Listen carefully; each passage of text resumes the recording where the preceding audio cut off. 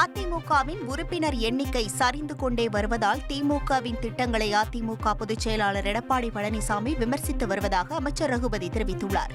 புதுக்கோட்டையில் உங்களுடன் ஸ்டாலின் திட்டத்தை தொடங்கி வைத்து பேசிய அவர், பாஜகவின் சி டீம் தான் தமிழக வெற்றிக் கழகம் என ரகுபதி விமர்சித்தார். ஒரே இடத்தில் இருந்து கொண்டு உறுப்பினர்களை சேர்ப்பது என்பது அந்த இயக்கத்தினுடைய பலவீனம். எங்களிடத்திலே பலம் இருக்கிறது. வீடு வீடாக தேடிச் சென்று மக்களை சந்திக்க தொண்டர்கள் இருக்கிறார்கள். அண்ணா திராவிட முன்னேற்ற கழகத்தினுடைய உறுப்பினர்கள் எண்ணிக்கை சரிந்து கொண்டே வருகின்ற காரணத்தாலே பரிதாபத்துக்குரிய எடப்பாடி பழனிசாமி இப்படி ஒரு பேட்டியை தந்திருக்கிறார். ஆகஸ்ட் மாதம் அல்ல, தொடர்ந்து 2026, 31 எல்லா ஆண்டுகளிலேயுமே எங்களுடைய தலைவர் தளபதி அவர்கள்தான் தொடர்ந்து மகளிர் உரிமை தொகையை தருவார். மகளிர் உரிமை தொகையை எடப்பாடி பழனிசாமி தர நினைத்திருந்தால் தான் ஆட்சியில் இருக்கின்ற பொழுது தந்திருந்தார்.